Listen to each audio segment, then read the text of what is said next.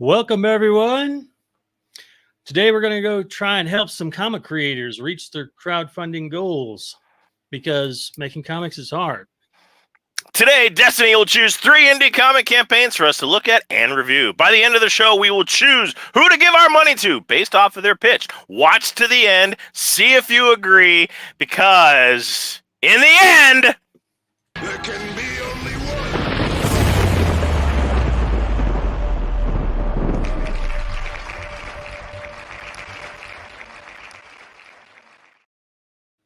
just like keep mixing it up on him. Yeah. Keep him on his toes. That's right. I love it. How are you doing today, Smurf? I am well, and you, Mr. Tomahawk? I'm doing well. As some of you know, I had a surgery earlier this week, and here I am back to the show. It didn't stop me much at all. It's so I'm glad to be here. That Scottish heritage blood that creases through your veins, or the bourbon. I don't know which. Me, I know it's the bourbon, so hey. Well, or the wine. I think the Scottish is also what got me into the surgery in the first place. I mean, not to split hairs because they're shaved off, but I mean, there's still opportunities to put yourself the rest of the way. Greetings, I am Smurf from 5280 Geek. I also run the Colorado Ghostbusters and co-founder of the Colorado Festival of Horror. I have an extensive past with comics. I've been collecting since I was the age of 8. My first con was 1986. It's 84 or 86. I always get them confused. Damn, you're old. I've been in this business a long time. I've seen trends come, leave, come back again, and it's a wild, wild world, and I wouldn't have it any other way. And as you can tell behind me, extensive collection. Yeah. You, on the other hand, you are a creator and so fucking talented. I can't do what you do. I mean, I'm a believer. I mean, I teach comics. My name is Matt Campbell. I've worked in film, animation, and comics for over 20 years. And I teach comics and design at a college here in Colorado. And I believe that people can learn to draw. Some people think that like there's those that can and there's those that can't. I'm a believer that you can learn, just like you can learn to play basketball. But to be fair, some people are more naturally inclined for it, but that doesn't mean you can't learn. Yes, because there are those that have the manual dexterity of a potted plant. So, saying. Just saying. Yep.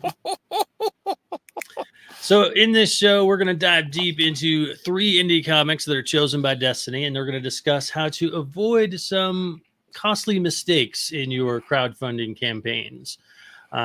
Things like don't bury the lead and things like that. So join us as we see what's going on with these campaigns. We've got a bunch to choose from today. People who submitted to the Wheel of Destiny on our Facebook page. And I'm excited. Actually, this last weekend I was at Iacon, and there were people there. I think Thane Benson was like, "Oh, my Kickstarter just ended, but I want to get on the wheel." So we are prevalent. We are important. Well, no, we're not important, but we kind of have an idea what we're talking about. My good buddy Dad Cosmos is with us, saying good morning. Good morning. Good morning. It is. We got our morning coffee. We're ready to rock and roll. My mug of the day is my cats are the reason I wake up every morning, really freaking early. Mine stays with Puffy, but this week's T-shirt is a Space Ghost inspired T-shirt that seemed to fit today's. Does seem to fit today. Does seem to fit today's. Right on. This is our 24th episode. Next week will be our 25th episode. Can you believe that? Wow! Already? I know. Which brings me to an idea. I'm going to segue through a couple of things here. Number one, some of you might know, and I'll probably mention this again later on when the viewers fluctuate in and out, but the StreamYard has increased the rates. We've gone from $25 up to $45 a month. And as you all know, we also back a Kickstarter campaign every month. So we're putting money into this. We're putting our time into this. And if you like this show and you'd like to support it, then please be sure and grab something from the Action Line Studios store. There's comics, there's hoodies, there's t-shirts, stickers, all kinds of things. Those purchases can help support us and keep us going and making this show and helping other indie creators. Now, with that being said, I've got an idea for a shirt that might be something that some of you creators might be interested in. I don't think I want to wait for an entire year because it would be one a year. So I'm thinking maybe once a quarter or maybe even once, every for 3 months. But I want to do a big band concert style shirt where it says the Comic Book Showdown of Ultimate Destiny on the front, and on the back it has all the winners of the Comic Book Showdown from each week at the date. Oh, that's a good idea. You guys can get those shirts with your, if you were one of the ones that won, you could come and grab one. So let me know what you guys think about that in the comments section. And then as Dead Cosmos says, tell them about the Patreon. I do have a Patreon at Patreon/Action Line Studios. And it's broken up into different categories. There's one just for this show. There's one for adult content. There's one for just Mythica fans. And there's also another one for people who are just wanting to learn art, like students, former students of mine. And all those run around, $5 a piece. But yeah, I definitely want to do some sort of, band t-shirts. Ray says a design contest for the front of the shirt. That sounds like a good idea too. Get the community, get the artist community involved. I like that idea. Yeah. But that shirt can go a long ways towards helping support and fund this show, because we're going to now be looking at, almost double the cost just to be live here. It's just freaking ridiculous. And what for? Internet prices haven't gone up. Is the air more expensive? Have I missed a meeting? Did a memo get by my desk? What the hell? Garbage. I don't know. I do know that they're putting in a bunch of new features. Some of them are AI driven. Like for instance, with that rate that we'll have to pay, we're going to be able to stream at 1080, whereas before we were streaming at 720. But they're also local recordings. So like a full-size 1080 recording of your camera and a full-size 1080 recording of my camera, so we can edit them if we wanted. And then at the end of the show, there's a button that allows you to it'll go through and grab what it thinks are like the hot clips that would make good YouTube shorts and stuff. And it just sort of edits them together. How would it know? AI, I guess. I don't know. AI. I checked it out last week, and there was only one of the three that were even remotely maybe usable. So I don't know if it's a great technology yet. But that's just a few of the perks that they're adding. But I still don't think it's worth a $25 jump. No, it's ridiculous. It's ridiculous, I say. Yeah. Also want to point out that last week our winner was, congratulations to the winner was a campaign called Loogie. Yes. And, I forget who it was that contacted me, so I apologize. But they reached out to me right after the show to say, "Hey, thanks for all the kind words about the video. We made that video after watching a bunch of your show and edited it based on all the information off your show." And so that really felt good. I was really happy to hear that. Wanted to share that with everybody. I know if I had a heart, I would be like, oh, just nothing but feels right now. Like, oh. Right. And here I am. That is spectacular. And you have a heart because it's been stabbed. It's okay. Yes. It's going to be on your OnlyFans. We'll see you getting poked. Yes, there are pictures of my surgery and little cord going inside my heart. It's crazy. I don't really want to look at them, but they're there. I do. I can tell you about my mom's eye surgery where they pulled her eyes out of her head. No, we already talked about that. We don't want to hear that. Just saying. So, All right. So with all that, sponsorship, help support us stuff being said, like I said, be sure and check it out. Let's see if I can post this comment. I'm going to drop the link here in the comment section. Well, and even if you know a business or run a business that you would like to be the official sponsor of the Wheel of Destiny, by all means, please send us a direct message. And every week, beginning and the end of this telecast, and as we put it out into the web, you will be front and center with honorable mention and links to your site. So by all means, please take advantage of our growing audience for your audience. So send us a message. We'll be happy to discuss options and what we can do for you. I'll even give you a special voiceover for your business. It's my day job. It's okay. Look at that. Because we want to keep the show going. I like the idea that we're helping people. I know, right? I mean, because Loogie was already funded, right? Or close to. Yeah. So no, they were doing great. So again, all of the input that we had done in the past, moving forward, and other research, I'm sure was also involved. But I think we know what we're talking about. I think. Every once in a while we might throw some good info out there. And so, like I said, hopefully we can help some more people. That's what we're here for. And hopefully today we can help a few more people. So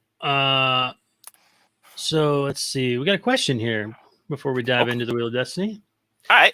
Can you talk about how much a following you roughly think would be needed before running a small Kickstarter campaign? That's a good question, and it brings me to one of my very first items on my my list of crowdfunding mistakes to avoid.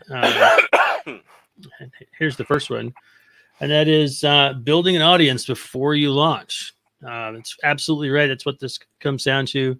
I don't know that there's an exact number, but I can say that,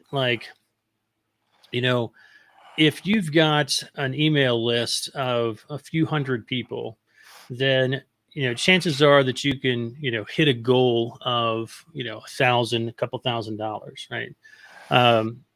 It's important that you have a fan base, though, before you launch, because unless you've got a book that is sort of like Loogie, where it's going to be visually appealing, it's already, hitting the number one demographic on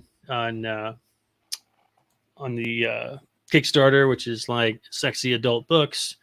If you have that, your chances are increased. But if you've got a different kind of book, maybe it's a historical samurai book or something, it could be awesome. But people don't know that right away, and you got to do a lot of work to get their attention on Kickstarter as they're scrolling around, right? So the ideal thing is to bring your campaign and your fan following to Kickstarter, and that means being involved, getting in there, and let's see which one I want to use here. Well, and my question, when they say a small campaign, what in your mind is a small campaign? Because what your perception of small may be large for another campaign. So That's it true. really depends as far as what you're looking to achieve, what you're looking to accomplish by doing the Kickstarter. Is this to pay for art? Is this to pay for the artist? Is this to pay for production? So there are different funds that go to different buckets, if you will.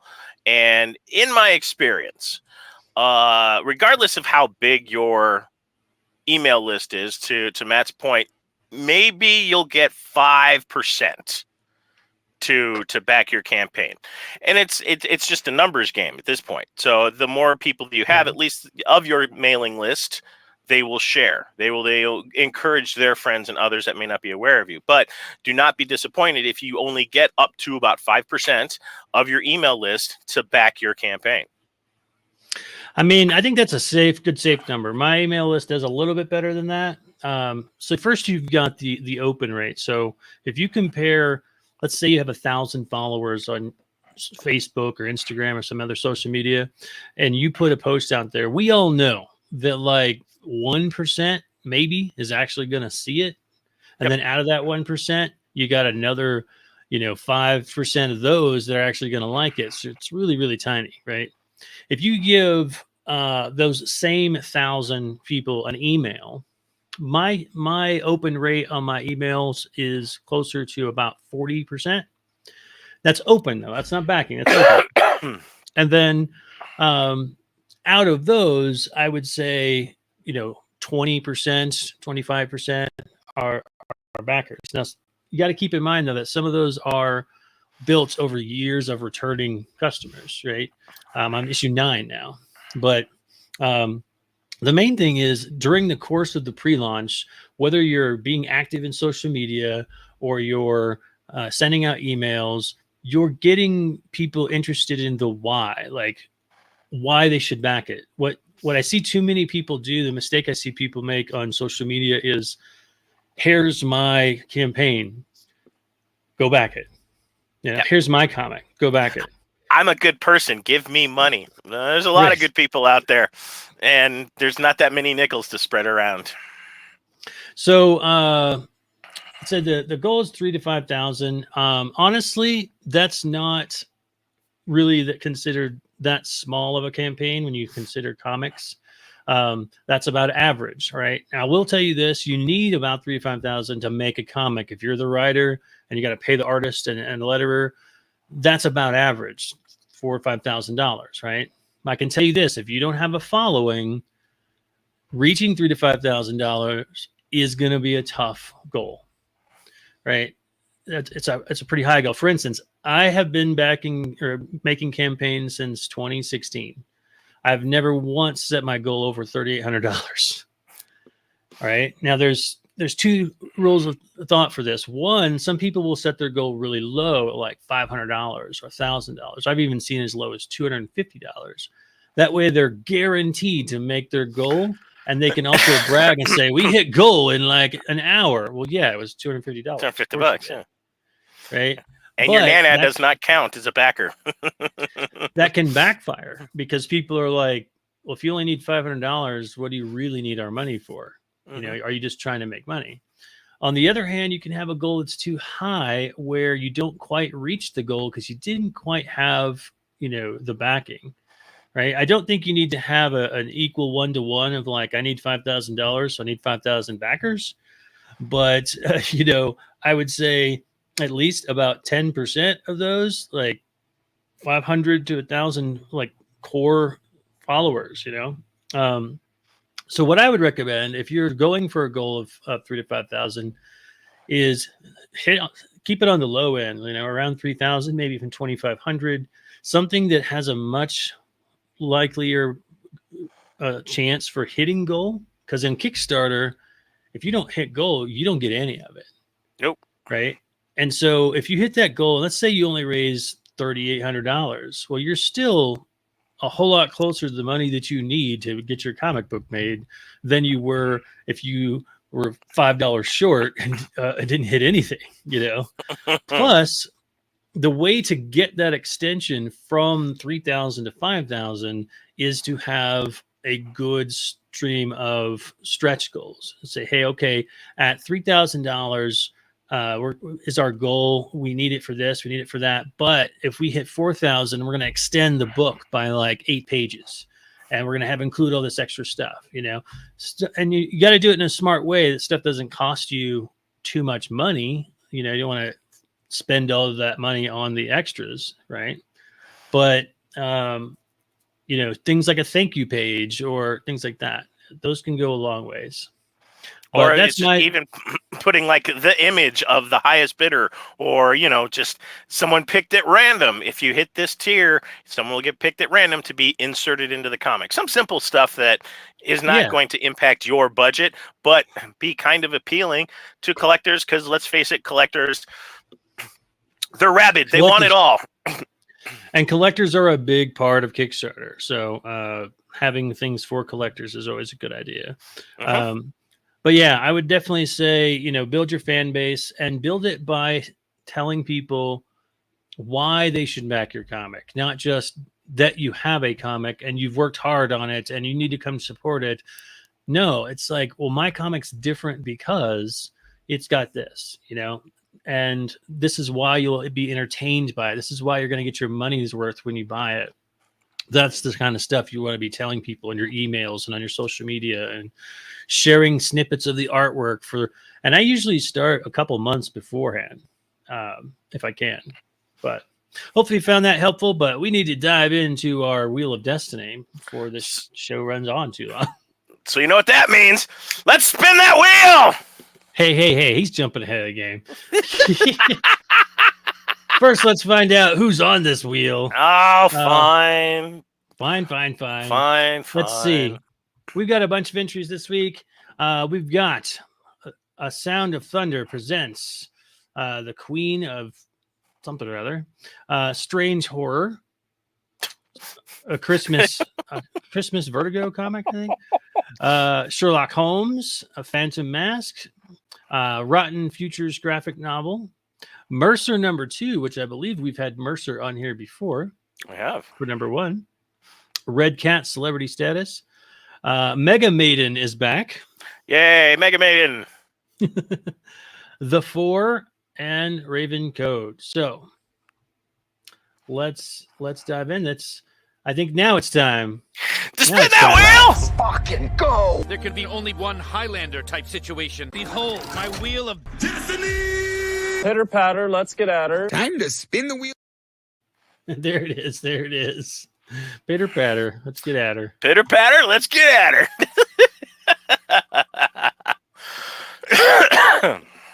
All right. First one out of the gates, the one that had Smurf chuckling. Which one?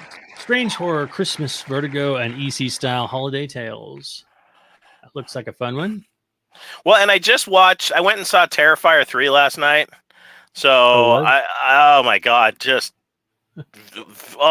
visually just so visceral and just awesome, and Damien outdid himself, and now there's like questions and holes and things I need to know. So I've already sent Damien a message like, great job, what about this? And he hasn't responded to me yet. It's like, damn it.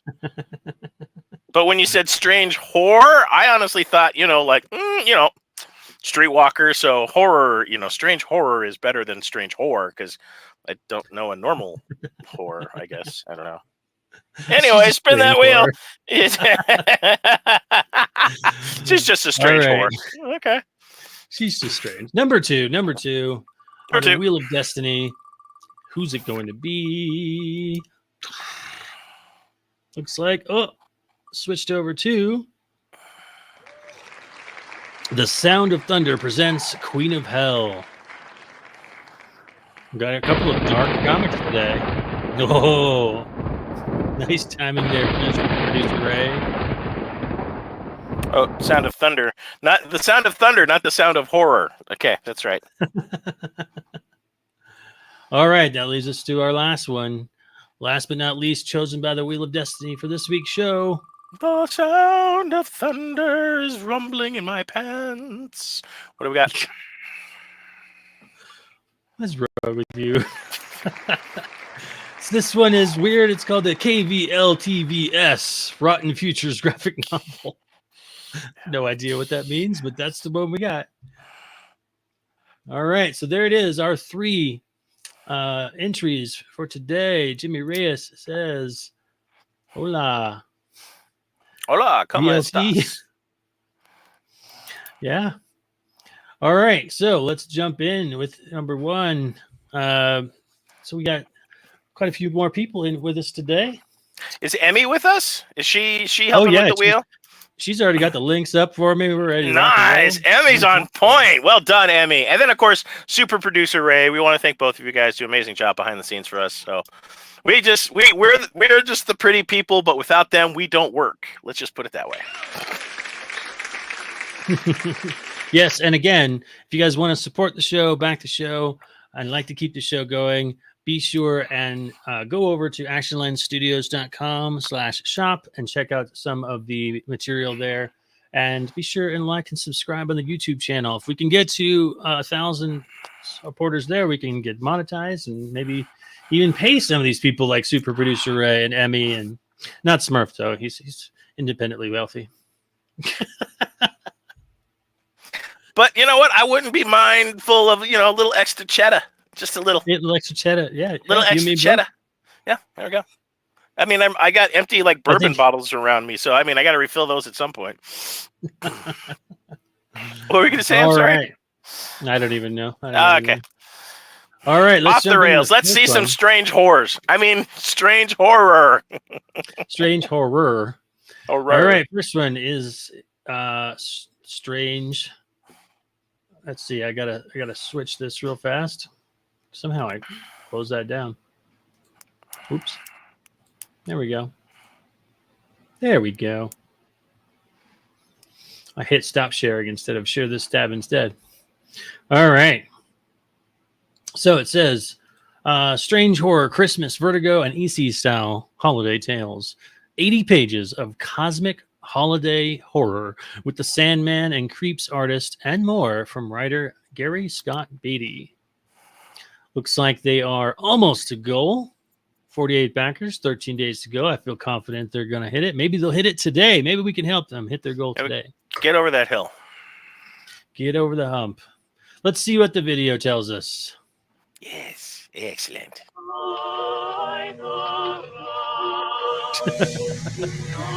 Oh.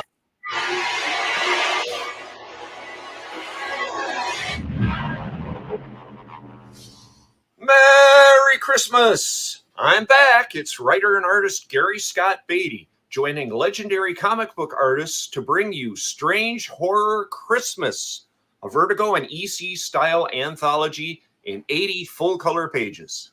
Imagine waking up dead. What choices will you have? What comes next? Imagine a swindler comes across a spooky once-in-a-lifetime collectible. The price he pays is steeper than he thinks. Imagine mysterious mountain elves invite a servant girl to tend an elf child. Will their gifts be charitable or wicked? Imagine hiding a terrible secret, even from yourself. Every day is Christmas. Your only confidant is a table lamp. Imagine a prophet drives dangerous demons out of a man and learns fear is even more destructive. Imagine a sinister force takes over your friend's mind. Will it spread to engulf your town? It's Strange Horror Christmas, with creepy stories addressing the cosmic nature of Christmas itself. You are going to love the stretch goals for this campaign. I've lined up some freebies to further showcase these fantastic artists. Look, it's the first official Strange Horror t-shirt. Winged Death as Angel and Devil. Kick back by the fireplace with an adult beverage and enjoy a spooky holiday you've ever read. If you are already a friend, thank you so much for helping me continue to make comics. If you're new, thanks for giving Strange Horror a look. In glorious service to our Azern overlords, this is Gary Scott Beatty.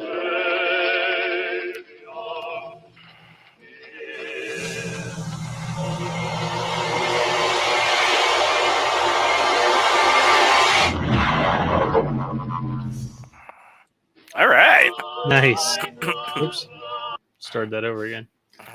Right on. Well, what'd you think? The Master of Horror over there. Master of Horror. I like the anthology. I think this looks great. Now, we've not had this come up yet, so this will be different with Scott.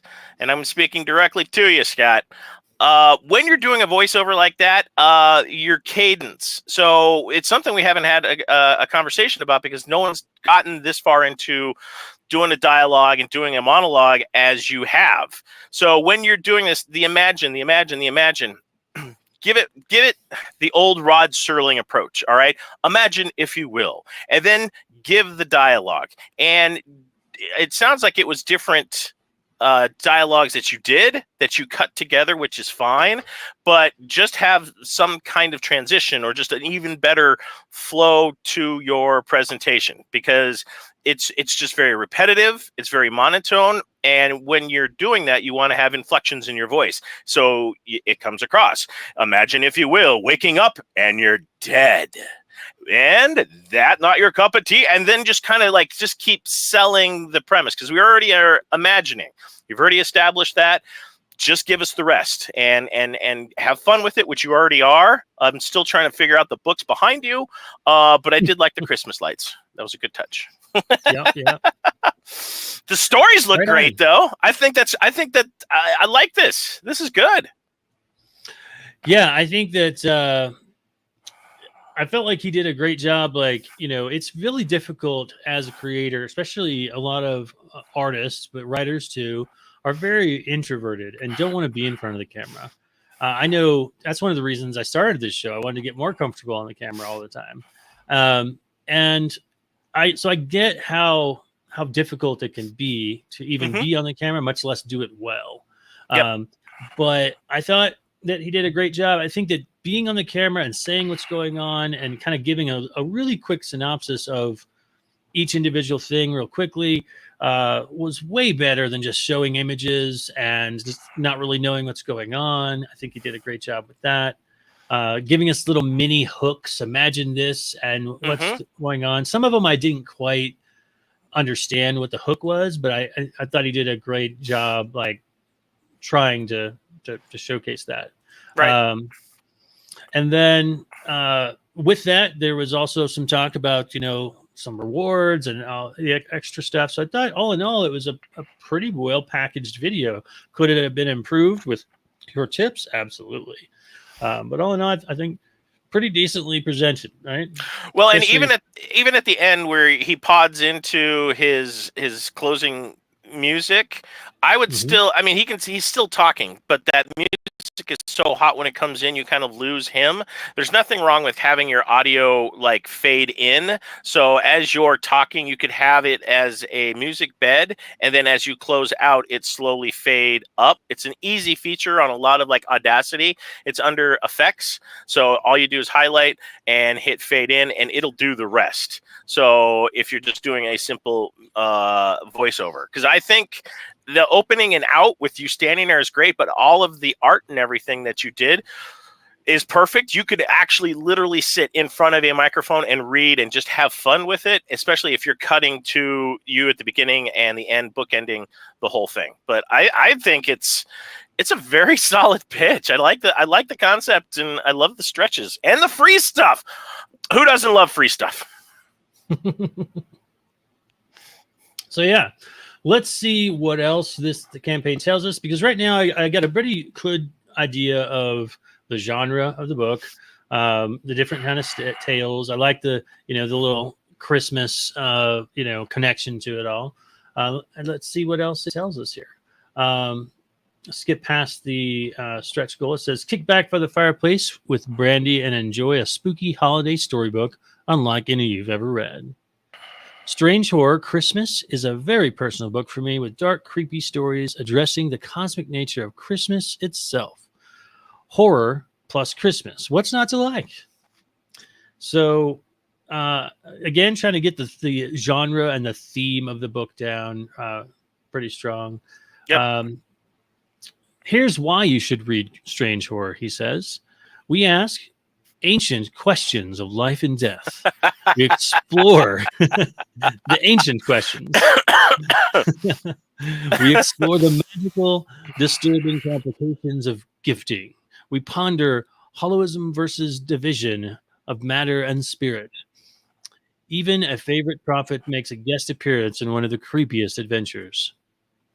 Right, so lots of hook type information is kind of trying to intrigue us with not telling us too much information. I think it's working. So this one, it says pages from the book. In the chapter, or in the story, Meeting Death, our hero wakes up dead. What comes next is his choice, or is it? So you got a little look at the artwork there. Yep. Nice and clean artwork too. I mean, the colors are great. Line work is good. I mean, there's nothing that I'd be like remiss about. I mean, I can't even, you're the artist, but I mean, I don't see anything there that I would even improve upon as far as like shading or anything. I mean, that is some solid art. Nice looking lettering too. Yeah. Gotta give credit to the letterers out there. The letterers is its own unique style. Trust me. That is a skill set for its own. And then we got the swindler comes across a once-in-a-lifetime collectible, but the price he pays for the haunted art is steeper than he can imagine. So I think he's doing a really good job of giving a hook, giving some imagery, of each one. I think that's, we've talked about that before, that you got to give people enough information to say, okay, I'm intrigued, I want to know more. And it looks like he's doing that, with chapter by chapter, and showing like a one sentence hook, and then showing us the information. So doing a really great job with that. I don't want to read all of them because it'll take forever. Yeah, we don't have that kind of time. But I mean, Right. in the vein of EC and Crypt Keeper and all of that, I think this is spot on. This is on point. This is well done. Yeah. So all in all, I think you're doing a great job. Let's take a look. Looks like he's almost at goal. He's at almost at 2,000, 48 backers. 48 backers is a good number for a small, campaign. But again, this is kind of what we were talking about at the beginning of the show. If you've got, a following and you are on social media, then it shouldn't be too difficult to round up, 40 or 50 supporters if they're pitching in, $5, $10, $20. Sometimes what will make the numbers not stack up is if you don't have something for the lower tiers. We talked about this last week. We had a great campaign that had no digital rewards. And so you could have, let's say, hundreds of backers that are interested, but they're like, yeah, I can't really, afford pitching in $20 right out of the gate plus shipping. So they walk away. Whereas if you had a $5, reward, they probably could jump in a little faster, right? Mm-hmm. So let's see what everybody else has to say. Oh, another thing that the Ray pointed out that's always super helpful to see, and I always appreciate seeing this. I've mentioned this before, is that this person has backed 184 campaigns by themselves. Yep. That really gives a sense of this person is involved in the community and wants to support other artists, and it makes the people who are on the looking at it that are creators like myself just a little bit more likely to support you because you've obviously supported others. So always remember that when you're starting a campaign. If you haven't backed any campaigns yet, if you're brand new, go out and back a few, even if it's for $1. Just back a few so that it shows that you're trying to support the community a little bit. Hey, $1 goes a long way. 5 of my friends, it's $5. 100 of my friends, that's $100. Right. So, all in all, I think you're doing a good job. I think you're definitely a contender for this week's winner of the Wheel of Destiny. But we have 2 more to look at. So let's jump into the next one, which I believe is Sound of Thunder presents the Queen of Hell. In my pants. In my pants. You're on a roll today. Yeah, I know. Oh my God, I didn't get any sleep. That's the problem. I got a nap in. Wow, look at this one.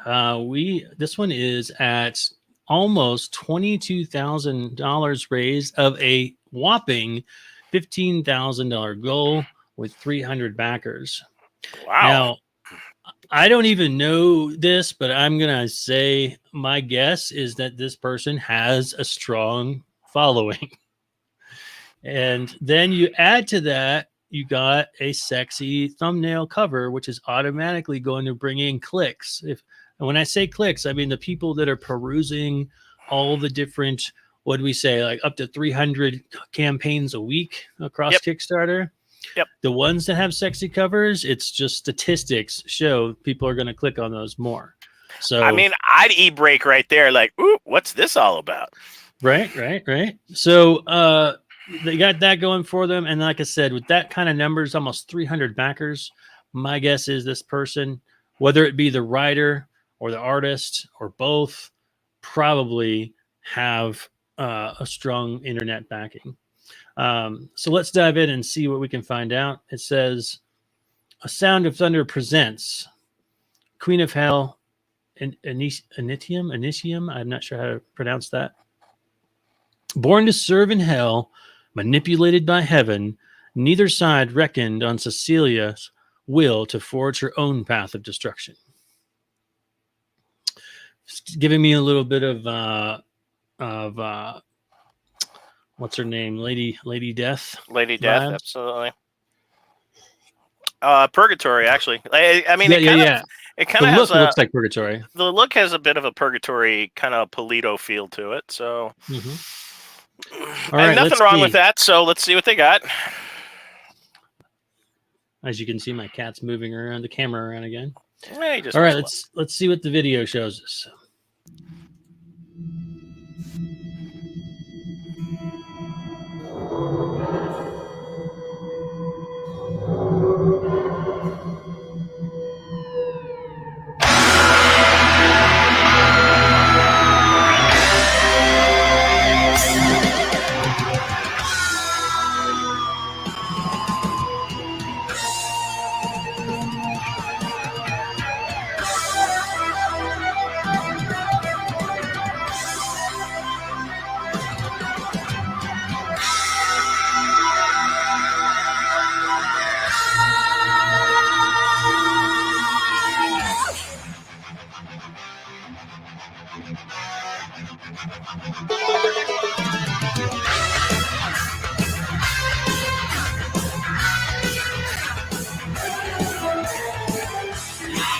We forge a new beginning. The unholy reign of Mujora begins. His flesh and blood transformed by his sinning. Lucifer is dethroned from within. The answer is love. The answer. I'm over here rocking out, man. I know. I'm like, no. All right. The only thing I can say, like right out of the gate, you may like your music loud, but sometimes, again, the fade in feature does you wonders, and then just having a consistent audio level, I'm for it. But from a marketing standpoint, that would have been like an immediate nope for a lot of people. I'm just saying. Well, obviously, it didn't turn off too many people because they had 300 backers. It didn't But- turn off a lot of people, but I mean, to be honest with you, that is an amazing pitch. I don't know if I'm sponsoring a band or a fucking comic book. This was great. This was energy. I loved even like is that the band as the original lyrics? I mean, there are like credits that we'll probably see as we go through this pitch, but Yeah. I mean, there's a lot of questions. It has a very Tim V. Hill Faust kind of feel to it, with a little Purgatory and Lady Death and a lot of those underlining tones that I'm digging.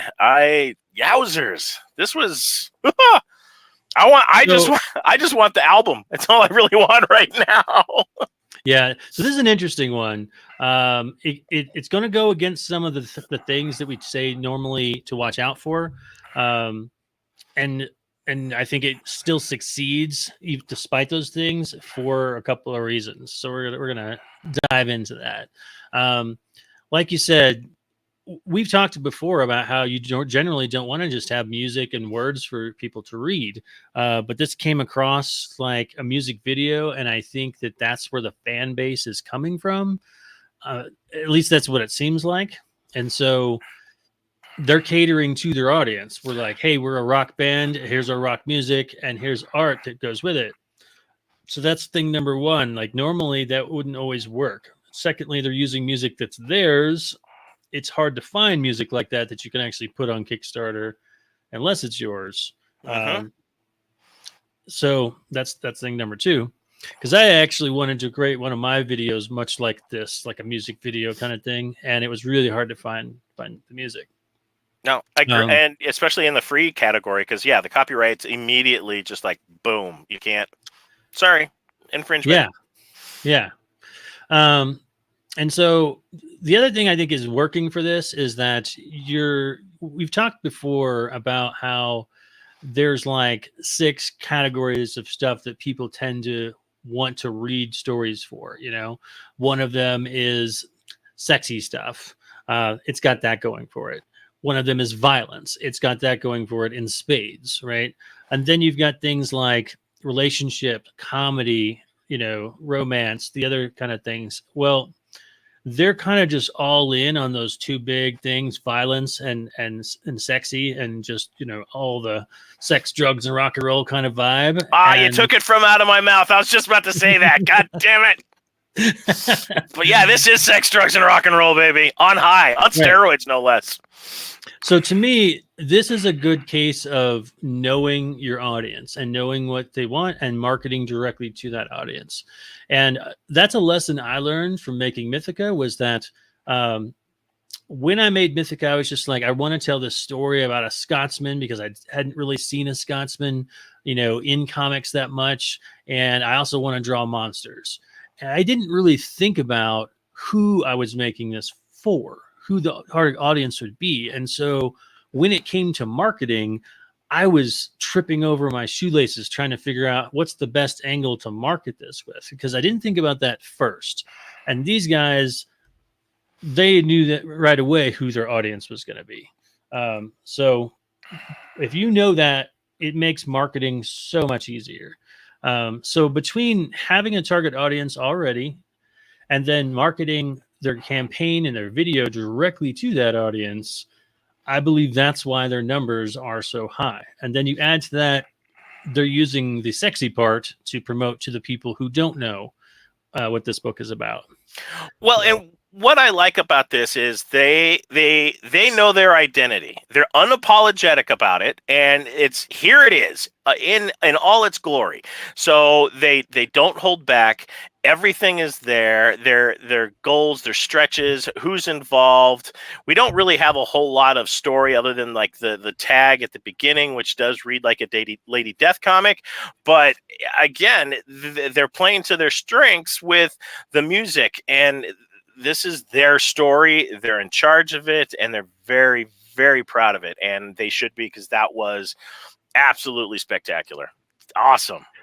Yeah. And so now we're going to dive a little bit down and look at the rest of the campaign, where I already glanced and know that we definitely are on the right track. This is a band. And so we're going to get a little bit more about the story and who the band is. So let's take a quick look right away. Notice there's nothing else. It just jumps right in. It says, Cecilia was born to serve the demon lord Udaroth. Heaven tried to turn Cecilia against her diabolical nature, but neither side considered how strong-willed Cecilia can be. Once she learns the truth about those she thought she knew best, all bets are off. Will Cecilia help Udaroth conquer heaven? Will she aid angelic forces to defeat evil? Or will she forge her own path of destruction as the Queen of Hell? This even sounds like the type of line that Brian Pulido would deliver. I mean, I actually can hear Brian. I can almost hear Brian's voice. I can. It's like reading a Batman comic book and hearing Kevin Conroy. I can hear Pulido delivering this. Absolutely. Either that or Meatloaf, because I feel like, this is Highway to Hell or something. I'm just like, yikes. This is so good. And I love that this is their story. And I'm sure they play to this story when they do a show, which is great. I love this. Well, and there's another band, and I had them on the tip of my tongue. If you guys in the audience are paying attention, there's a band that's been around. Oh, I got it. It's called Coheed and Cambria. Oh, yeah. They did the same thing. They wrote music that told a story, and they put out a comic series that matched to their music. And that's pretty much what it looks like this is doing. In the next paragraph, it says this is a 4-issue horror fantasy adventure series from the writer of Rick and Morty, Grumble, and Minecraft, and artist Microterra from Conan the Conqueror, and is published by and based on the music of the metal band A Sound of Thunder.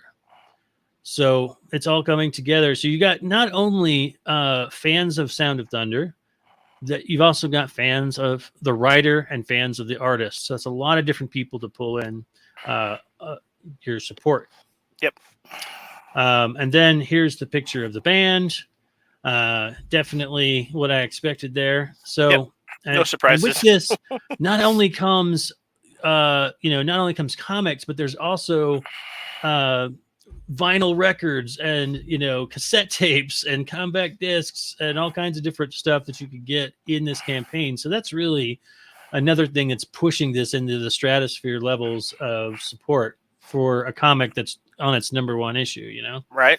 Dude, I want a vinyl just so I can have it and listen to it. I want to hear what this thing sounds like on my system. I want the vinyl. I may not want the comic. I probably will, but I want the vinyl more than anything. I love this image right here. Right? It's perfect. Geez. So yeah, like I said, even though this video goes against Iggy is with us today, and he says that they just opened for Incubus in Denver. So a very well-known band, obviously. Nope. And I actually don't know this band, but I definitely want to because it's my kind of music. I like this kind of music. So I'm definitely gonna check it out. But the thing I want to say here though is that like this goes against some of the things we've talked about in the past as far as the video goes, and like having words that read and not really like explaining with audio as much, but they can get away with it because of all this other stuff. Well, and it's the timing. I mean, let's make that clear though, because in the past, in other campaigns that we have seen do the audio with the lettering, it's either too fast or it's too slow, and the music is not matched with the text. This is fast paced. This is the text coincides with the music. It keeps you energized. It keeps you engaged. You don't want to look away because the pace that it's set at is damn near perfect. I mean, there's maybe like 1 or 2 spots where it's just like, maybe that was a little bit too quick, but it still kept me engaged enough that, okay, I want to go back and watch this again and pause it right here so I can see a little bit more. And none of the videos that we have spoke about previously have done that. So to successfully pull that off and to keep not only me, but I'm sure other people obviously engaged enough to watch it and then back it, I think it speaks tremendously to the skill in the presentation. This is one of those one-offs. They know what they were doing. They know what they wanted, and they delivered it very, very well. But they've been doing this. I mean, it's obvious. This isn't their first go, obviously. Well, I mean, not their first go in promoting things, no. At least. So yeah, and I'm sure with this kind of level of a band this big, and you got writers and artists both who have been in the industry, they all have experience to input. Yep. So, hi Sam. Sam wants attention. Yep. All right, so another great campaign. I'm definitely interested in this one. It's going to be hard to combat because it's hitting all my buttons. I really love the music. I'm trying to like block that part out and say it's just the. But comic it's enough. it's hard not to. I mean, because it's so. I mean, now it's ingrained because I can honestly see reading the comic while listening to the music. I mean, it is. Yeah. It really is. I mean, I may even just turn that on just to go read an old issue of Lady Death. Well, I mean, I got some like Faust comics that I might crack out now. Well, and that's exactly what they did with Coheed and Cambria. Like, you would go back and like they'd even tell you what song goes with what chapter. Exactly, and it I think also brings in the fans and people that aren't a fan yet, just like doing these little things to kind of like pepper people along the trail. And that's, again, very well done. So our next campaign is continuing the theme of dark and horror and scary. The next one is called the KVL TVS Rotten Futures graphic novel. It says, discover the world of KVL TVS and all the awful creatures that live there in this new graphic novel made by Scum Pit Toys. Ooh, Scum Pit Toys. Scum Pit Toys. Sounds like a Madball relaunch. I love it. Now, something that is really interesting to me about this is, Sam, you're hitting buttons. Stop it. Go away. Gonna cancel the show before it's done. So something that's really interesting to me about this is whenever I see a campaign, I'll often look at the total number raised and then divide it by the number of backers, and that tells you like the average backer. The numbers on this campaign are already at $11,200 with another high goal of $6,000, but there's only 75 backers, which means that each person is averaging into the hundreds. So somehow we're going to have to take a look at these backer goals, because there's either somebody that's at the bottom who's pledged like a big old chunk all by themselves, or they've got some pretty high level tiers, like maybe some toys or something like that, to get those numbers up. Well, it's in the title. I would hope that there's an action figure. Just or saying. some kind of toy, right? Right? All right, let's see what the video tells us. Maybe it'll explain all that. Hi, I'm Mike Briggs, owner-operator of Scumpit Toys, and today I'm here to talk to you about our Kickstarter project, Rotten Futures. Cultist is a toy line we've been doing at Scumpit Toys for over 5 years. We took inspiration from classic 80s and 90s toy lines, kind of created worlds full of specifically just villains. What if there was just a world where there was nothing but villains? No heroes, and only gray. We've been doing Cultist for 5 years, and we wanted to take the time to expand past toys and elevate the brand and the universe to a different level. That different level being comic books. We originally started by doing classic 8-page mini comics, usually with handout or put with the toys. And the artist on the book, Brian, and me quickly started discussing the idea of doing an original story. Rotten Futures is 60 pages and focuses on Bolzer. He is one of the main feature characters in the Cultist universe, and this tale is basically a revenge story for him. There's no real moral high ground or anything like that. It's definitely going to be a bloodbath. So with that, we wanted to take Rotten Futures and bring it to Kickstarter. Our main goal for this project originally is $6,000. If we can hit the $6,000 goal, we will be able to produce Rotten Futures as a graphic novel. In that graphic novel, we will... I'm going to pause right there for just a second. Yeah. Because this is a 4-minute video. Oh. So you want to continue? You want to know more? No. Okay. I got Just it. wanted to double check that. Okay. I got it. So again, like Ray says, we got another crossover where these guys were, making toys and crossed over into comics. So again, you're bringing a fan base with you. So it's always helpful to create that fan base, no matter what, when you do these Kickstarter campaigns. But what'd you get from what you saw so far? So, okay, I love the fact that they're doing an old 80s style mini comic approach. The original Masters of the Universe figures came with mini comics that did a spotlight story on the figure that you purchased. Some people may not know that. But you're old, so you know. But I'm all. old and I know all about this. But Masters of the Universe that weren't the only ones that did this. This was a very common thing in the 80s because of the laws and the rules and everything. There had to be some kind of story behind the figures, and that's the cartoons and all of that. But I can go on and on about that. The fact of the matter is I like this approach. And I think what they're on to something here. Without knowing too much about the characters and all of that, I'm intrigued and I want to know more. From the video itself, Mike yourself, talking to a room, make your audios match. Your music bed is a little bit higher than your audio for your speaking, which is distracting.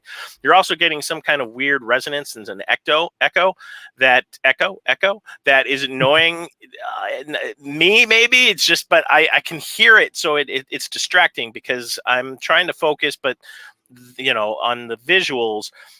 But the audio is just a little bit patchy, and it just needs to, even if it's just a lav mic or talking with your buds, pair them to the camera that you're using, because I'm sure it's like your cell phone camera. If it's a professional camera, then you can use a different mic setup or a shotgun mic or something, or a different background, because I don't know what you're talking into. But the echo and your audio for your dialogue is too low for your music bed. But the visuals, not bad. I'm curious. I want to know more about the art. I want to know more about the figures.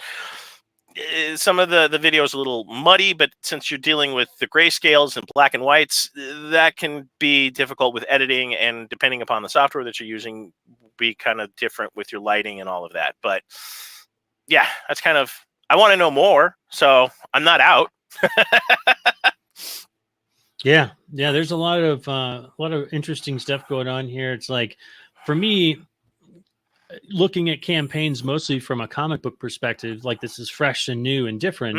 I like it. So it's like, oh, there's toys involved and there's something different here. I will say that just looking at the video, my thing was at the beginning they were showing these figures and they're trying to create this sort of I think like a tone or a mood by like having these like squiggly effects going on the thing. And I was just like, hey, can you hold still for a second so I can see what this thing is?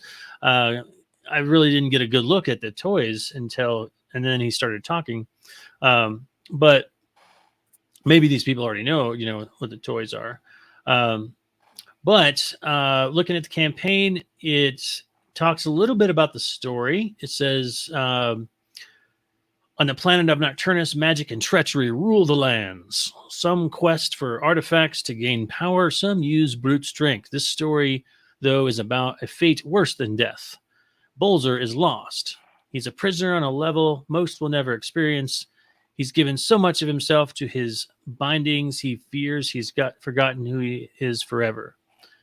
With time comes hope and opportunity for revenge. Can Bolzer overcome his captors and find his purpose and spill the blood needed to feel vindication?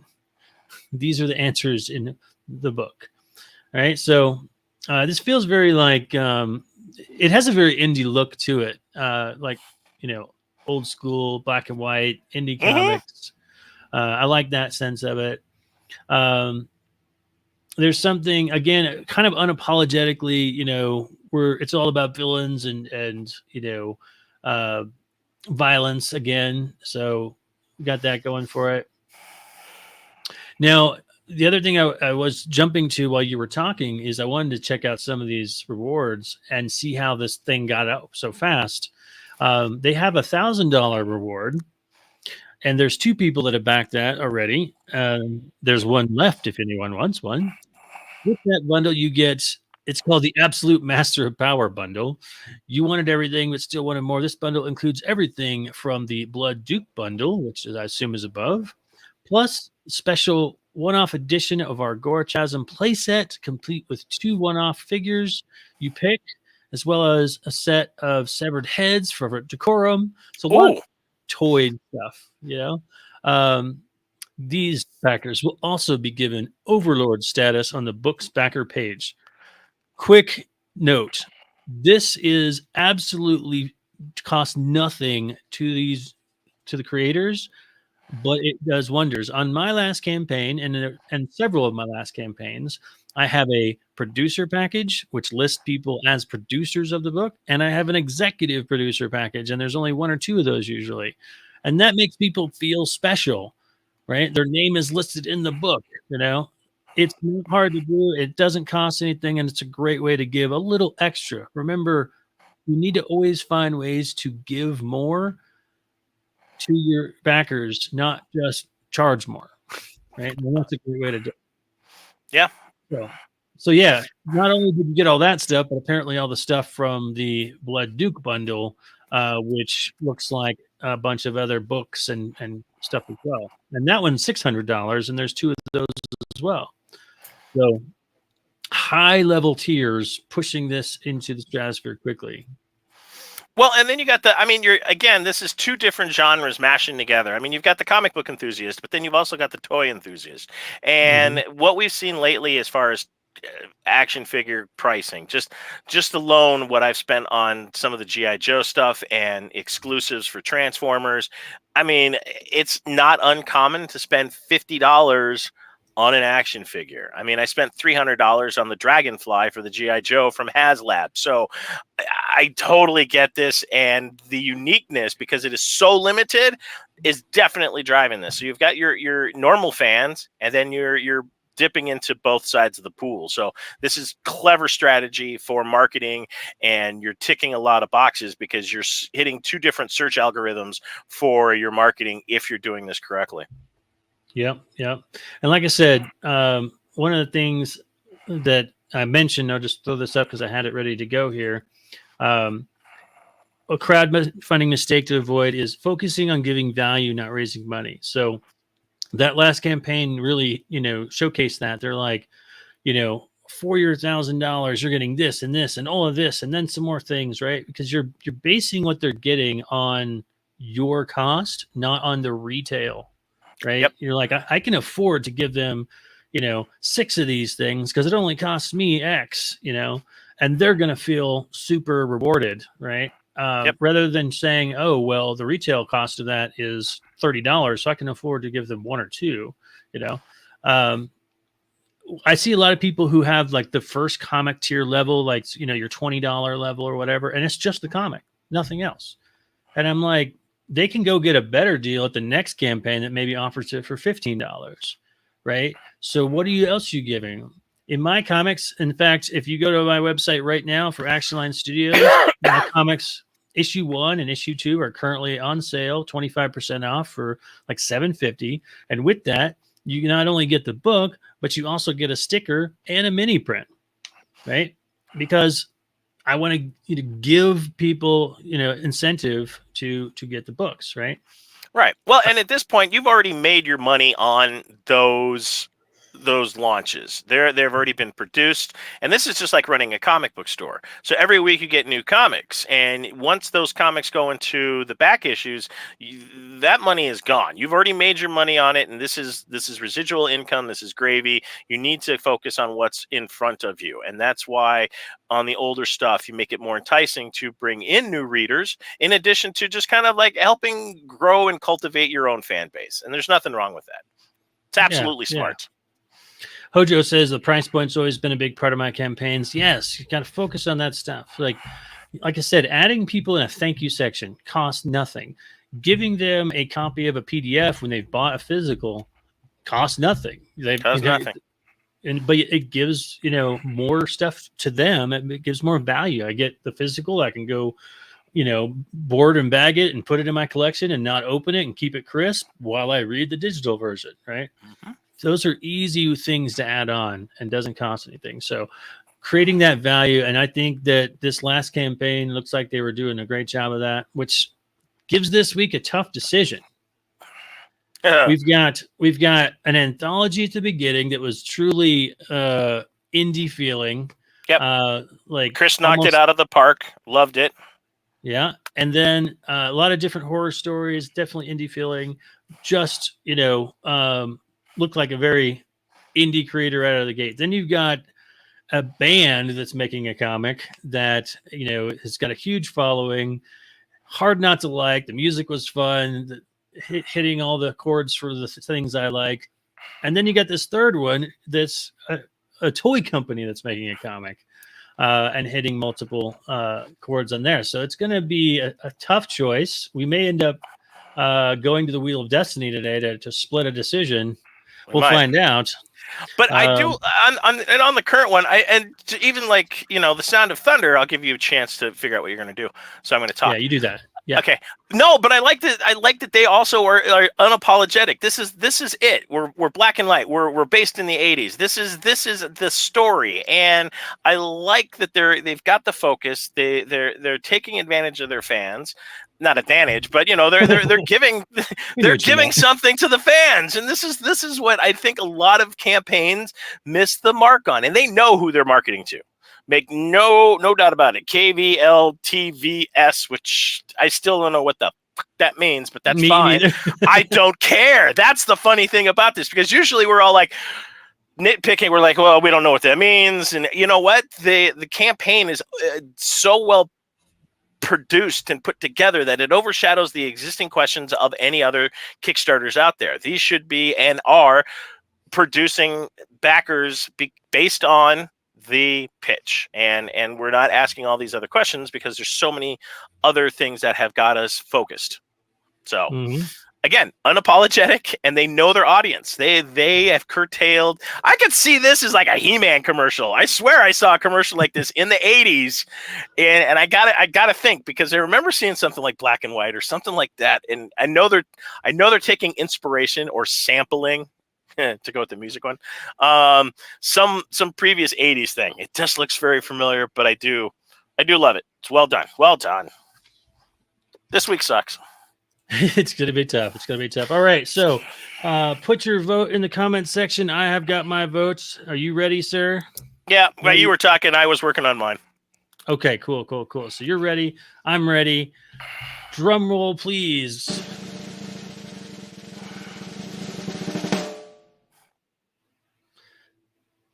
Right on.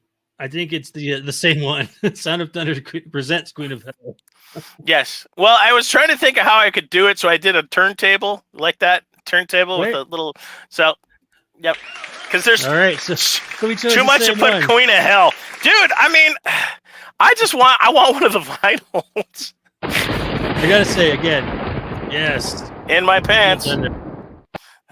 It strikes all my personal chords. It seems a bit unfair, but I'm not really heavily into toy collecting. The story of what was going on with KVL TVS as a comic wasn't really striking my chord. Honestly, the same thing with Strange Horror. I like horror. Obviously, my comics about demon hunting in World War I, but not at the same level that you do. You're much bigger horror fan than me. Yep. So, well, and that's what made it difficult because I took this one just based on the overall total like finished product. There were still things that I could nitpick on all three, but when I narrowed it down to like, okay, what in our own guidelines, which one would win on their pitch alone? This one would be, the demonness is just too strong. It's all put together, and there's no. Yeah, they had definitely the music and the sexy going for them. I got to say, Ray, he said Strange Horror is his vote, filling the show's criteria, which is basically like, did it give us information? I thought that was a tough call for me. It was like they presented each individual thing really clearly. Like, here's the pitch, here's the image. I really got no knocks against that campaign. I think they did a fantastic job. There was a few audio things we might adjust. It was just, I liked the other one a little bit better. It grabbed my attention. It got my personal chords. So that was tough. It is. Any other week, each one of these could win against anybody else, but all three of them against each other, that's a thoroughbred race right there. Let me tell you, this was by a nose. It was tough for sure.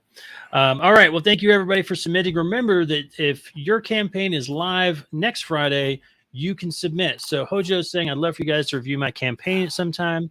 If your campaign is live, on the week of our show, then you can submit it to the Wheel of Destiny. If you go back and watch the beginning of the show, if you didn't catch it, we put all of the submissions into the Wheel of Destiny, and the Wheel of Destiny chooses 3, and then we narrow it down to 1. And to submit to that, you go to the Facebook page, facebook.com/Actionline Studios. Also, be sure and subscribe to the YouTube channel, the Matt Campbell Art YouTube channel. If we can get to 1,000 backers, we can get some sponsorship going and help support and keep this channel going, because the cost of things have gone up.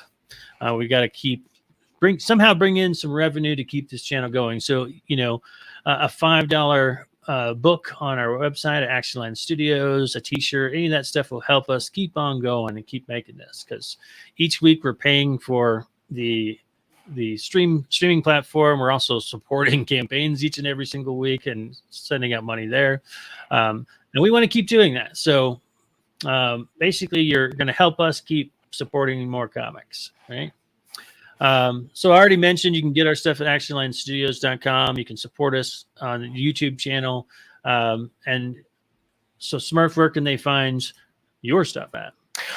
You can go to 5280geek.com. We do have our own line of t-shirts and various paraphernalia. Also, we have daily posts, depending upon which day of the week. It could be my top 5 comic books for the week, a movie review that just went up for Joker 2, a Moment of Geek. We also have our own cosplay corner, or adventures in cosplay, if you will. I also have a weekly podcast that it gets posted up and is on all major podcast platforms. So 5280geek.com.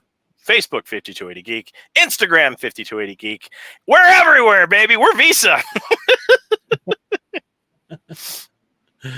All right. All right, let's see. We got and thank you always for reminding me.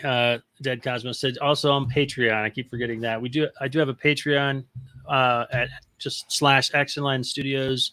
There is a tier just for supporting this show. There's also one for the not safe for work content that I create that you can only find there. There's also one for getting better at art, because that's what I do. I teach art to students at college. And there's also one for supporting my comic Mythica. So you can pick and choose how you want to support, right? Yep, absolutely. Give us a like, give us a share. But in the meantime, we'll see you next week. Run fast, laugh hard, and always be kind. Good night.